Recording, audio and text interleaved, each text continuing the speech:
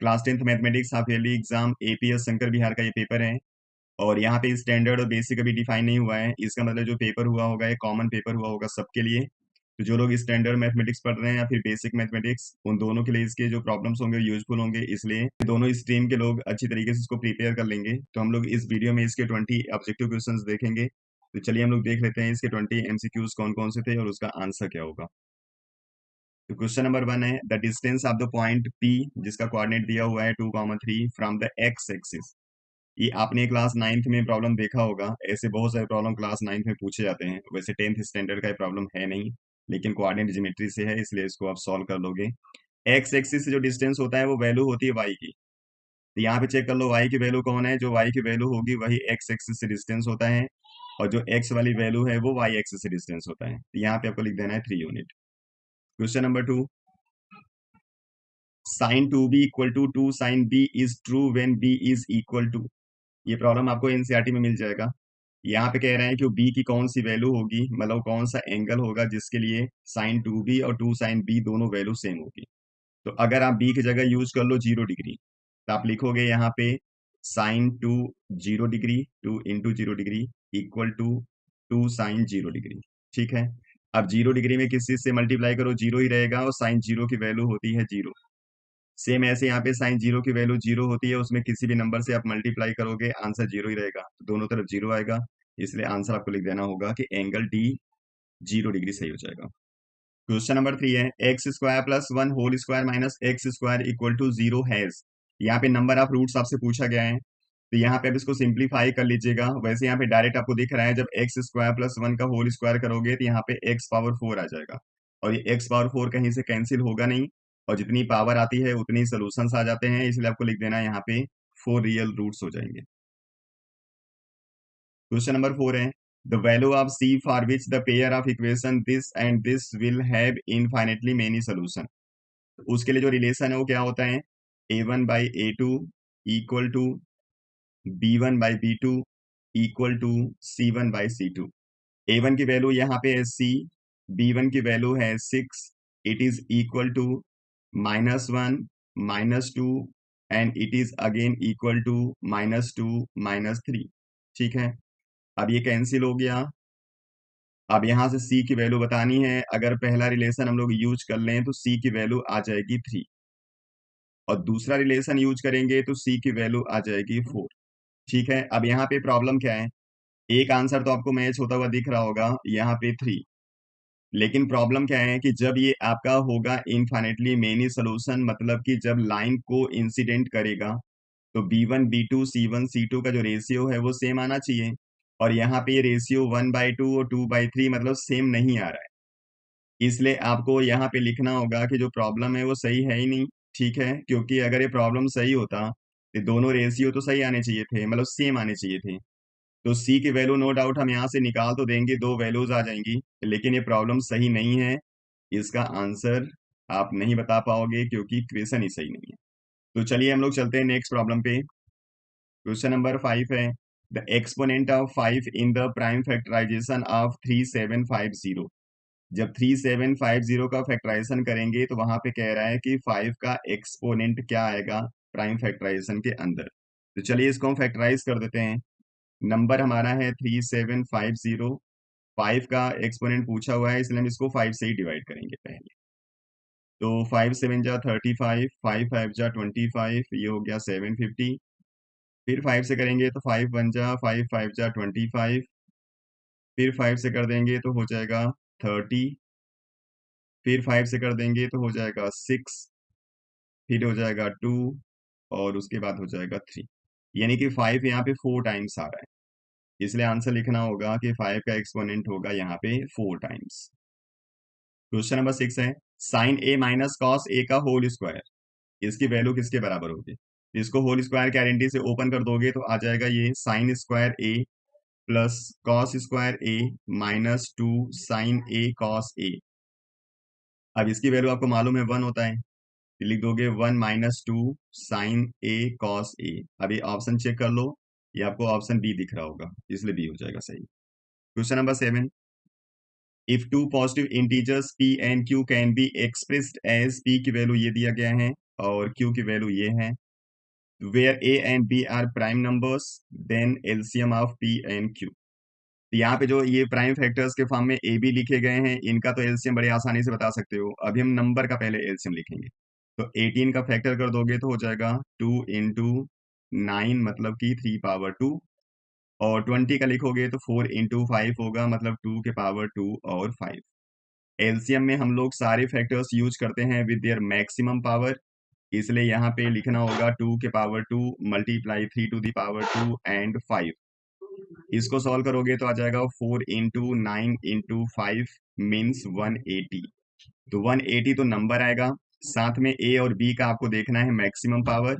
The maximum power of a is a power 3 and maximum power of b is b power 4। So the answer is 180 a power 3 and b power 4। ये option आपको दिख रहा होगा fourth, इसलिए हो जाएगा ये करेक्ट। क्वेश्चन नंबर 8 है, if p square x square minus q square equal to 0 then the value of x. यहाँ पे इक्वेशन है p square x square minus q square equal to 0। इसको आप लिख सकते हो p square x square equal to q square. अब p square आके इधर डिवाइड करेगा, इसलिए आप एक्स स्क्वायर इक्वल टू लिख सकते हो Q square by P square.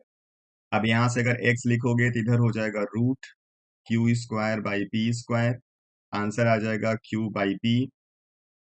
लेकिन आपको मालूम है कि जब आप स्क्वायर रूट करते हो तो आंसर प्लस माइनस दोनों साइन के साथ लिखा जाता है, इसलिए आपको आंसर चेक कर लेना होगा ऑप्शन ए। क्वेश्चन नंबर 9 है, find the correct trigonometric identity. ये सेक और टेन की आइडेंटिटी दिया हुआ है और आपको मालूम है sec square theta equal to होता है 1 प्लस टेन स्क्वायर थीटा। ये ऑप्शन अगर मैच नहीं कर रहा होगा तो 1 इधर आ गया होगा या फिर टेन इधर आया होगा। तो यहाँ पे sec square theta minus 1 equal to tan square theta आपको दिख रहा है। से tan square theta equal to sec square theta minus 1, इसलिए ऑप्शन ए हो जाएगा करेक्ट। क्वेश्चन नंबर 10 में कह रहे हैं the next term of the AP this. अब एक टर्म है √7, दूसरा टर्म है √28, तीसरा टर्म आपको बताना है। इसको लिखेंगे √7, इसको हम लिख सकते हैं 4 इंटू 7। इस 4 का 2 बाहर हो जाएगा, मतलब 2√7। यानी आपका एपी है एक √7 एक 2√7, तो अगला आ जाएगा 3√7। तो 3√7 आप ऑप्शन चेक कर लोगे, अगर ये ऑप्शन मैच नहीं करेगा तो इसको जो आपने सिंप्लीफाई किया है इसको आप लिख दो कॉम्प्लेक्स फॉर्म में। ये 3 अंदर जाएगा तो हो जाएगा 9, इसलिए अंडर रूट हो जाएगा 9 इंटू 7 और ये हो जाएगा 63, इसलिए इसका आंसर होगा ऑप्शन बी। क्वेश्चन नंबर 11 है the point -40 40 and 03 are the vertices of. यहाँ पे 4 अलग अलग टाइप के ट्राइंगल्स दिए गए हैं। आपको यहाँ पे वर्टिक्स यूज करके बताने होंगे 3 साइड, अगर 3 साइड बराबर आएंगे या फिर 2 इक्वल आएगा उसी के अकॉर्डिंग आपको ट्राइंगल का टाइप बताना होगा। तो मान लीजिए ये हमारे पास ट्राइंगल हो गया ABC और इसके 3 वर्टिक्स हो गए, एक -40, B हो गया 40 और C हो गया 03। तो पहले हम तीनों साइड यहाँ पे निकालेंगे। तो AB इक्वल टू आप लिखोगे √4 + 4 का स्क्वायर प्लस 0 का स्क्वायर, तो हो जाएगा √8 का स्क्वायर, मतलब 8।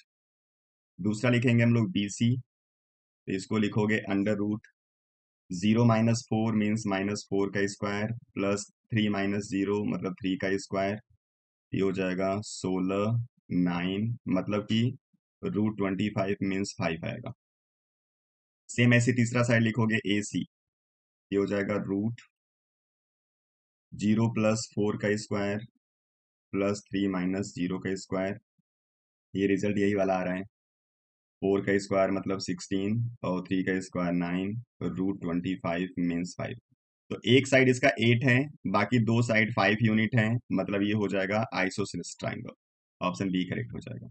और ये हमने जो यहाँ रूट के अंदर लिखा हुआ है, ये हमने फॉर्मूला यूज किया है x2 - x1 का स्क्वायर प्लस y2 - y1 का स्क्वायर अंडर रूट। ये डिस्टेंस फॉर्मूला है, ठीक है। चलिए question number 12, the zeros of the polynomial this is twice the zeros of this, then the value of p is। यहाँ पे कह रहा है कि इस इक्वेशन का जो भी जीरोस होगा इसका डबल इस इक्वेशन का जीरोस होगा, मतलब इसका जीरोस लिखोगे 2 अल्फा एंड 2 बीटा, ठीक है। अब यहां से अगर हम सम ऑफ द जीरोस लिखेंगे तो आ जाएगा 2 अल्फा प्लस 2 बीटा, मतलब 2 अल्फा प्लस बीटा, जहां पे अल्फा बीटा इसके जीरोस हैं, और यहां से अल्फा प्लस बीटा की वैल्यू लिखोगे -b/a, तो आपको आंसर मिलेगा 5/4। और यही वैल्यू आपको यहाँ पे यूज करनी पड़ेगी, तो आपको इस इक्वेशन का सम पता चल जाएगा। इसका सम हो जाएगा 2 × 5/4, सॉल्व करोगे तो आएगा 5/2।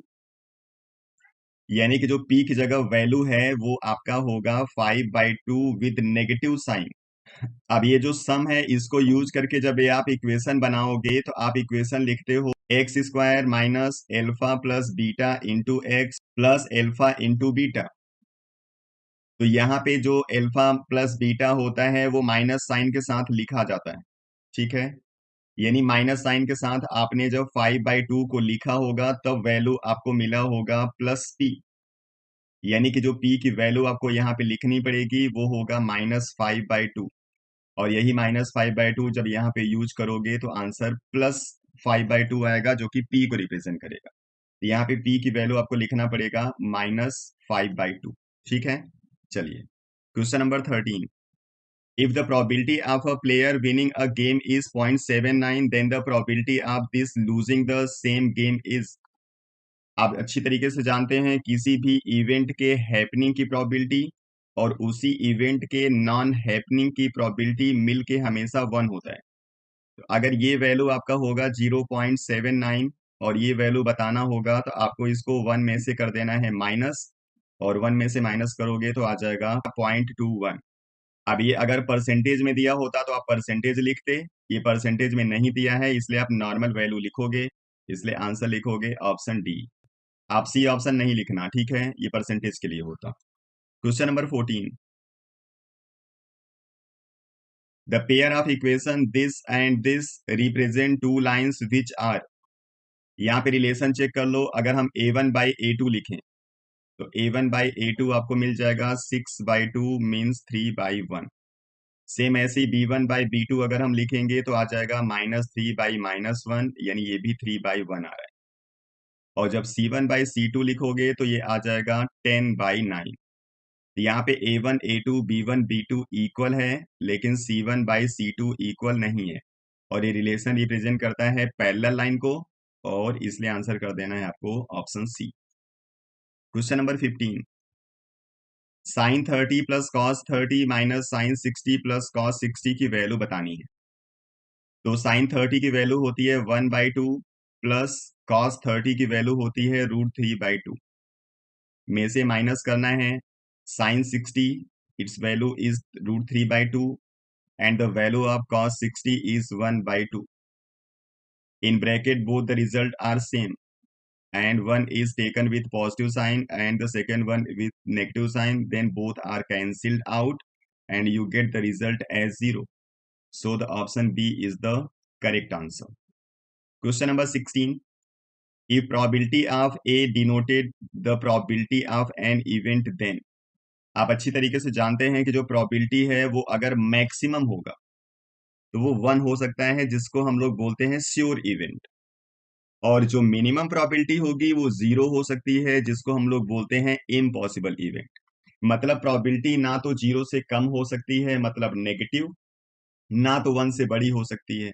इसलिए इसी के रेंज में प्रोबेबिलिटी हमेशा आती है। तो आपको ऑप्शन चेक करना पड़ेगा, प्रोबेबिलिटी 0 के बराबर या 0 से बड़ा, और 1 के बराबर या फिर 1 से छोटा। तो ये ऑप्शन आपको सी दिख रहा होगा।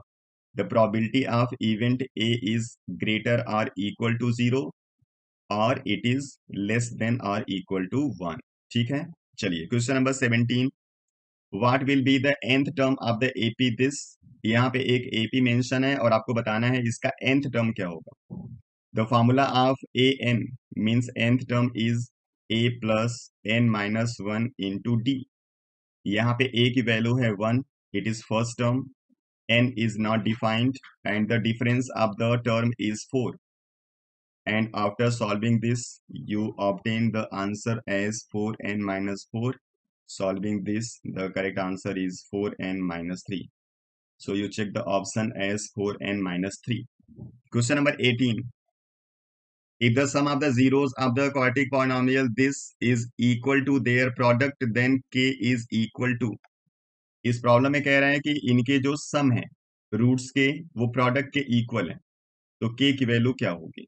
चलिए इसको देख लेते हैं। तो sum of the root means alpha plus beta equal to product of the root means alpha into beta. Alpha plus beta आपको लिखना है minus B by A and alpha into beta C by A. ये A cancel कर दो, यानी आपको minus B equal to C करना है। तो माइनस बी की जगह लिखना है 2 और सी की जगह लिखना है आपको 3 के। जो के होगा वो आ जाएगा -2/3। So the answer is option B. अब उसके बाद दो एसर्शन रीजन है, उसको देख लीजिए। Degree of a zero polynomial is not defined. ये भी नाइन्थ में ही आता है, नाइन्थ में आपने ऐसे बहुत सारे प्रॉब्लम किए हुए हैं। डिग्री ऑफ जीरो पॉलिनोमियल मतलब जिसका आंसर जीरो होता है। अब इस जीरो के साथ एक्स का कोई भी पावर लगा लो, क्या फर्क पड़ता है, जीरो से मल्टीप्लाई करने पे जीरो ही आएगा।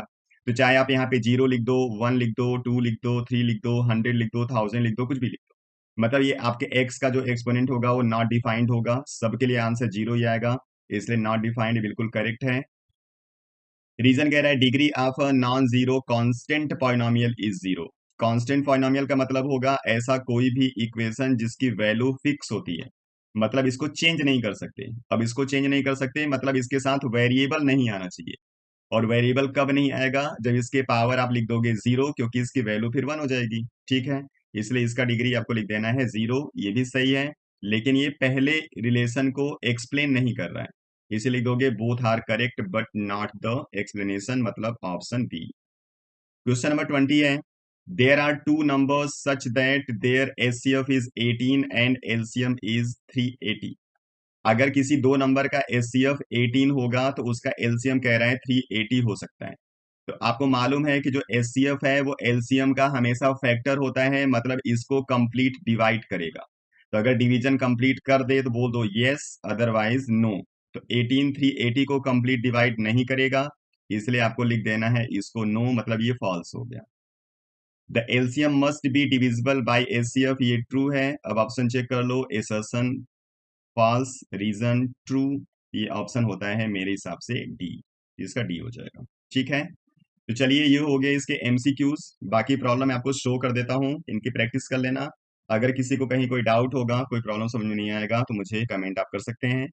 ये है section B, question number 21 to 25, and then section C, question number तो 26 to 30। उसके बाद आगे और भी प्रॉब्लम इसके होंगे। This one is 31। Then section D, section D का ये प्रॉब्लम नंबर 35 तक दिया हुआ है। आसान आसान से प्रॉब्लम है, ये बहुत इजी पेपर है। इसको सॉल्व करोगे तो आपको बड़ा मजा आएगा, आसानी से सॉल्व हो जाएगा। ठीक है, उसके बाद है ये केस बेस्ड प्रॉब्लम, जिसमें पहला इन्होंने दिया है कहाँ से, वही एप्लीकेशन ऑफ ट्रिगो से दिया हुआ है। और दूसरा केस बेस्ड है जो इन्होंने दिया हुआ है कहाँ से, कोऑर्डिनेट ज्योमेट्री से दिया हुआ है। एंड द थर्ड वन इन्होंने दिया हुआ है इसको एपी से। ठीक है, चलिए, तो ये पूरा पेपर है, इसको सॉल्व कर लीजिएगा। हम लोग नेक्स्ट वीडियो में फिर आते हैं कुछ और प्रॉब्लम के साथ। आप लोग पढ़ते रहिए, अपना ख्याल रखिए। Thank you.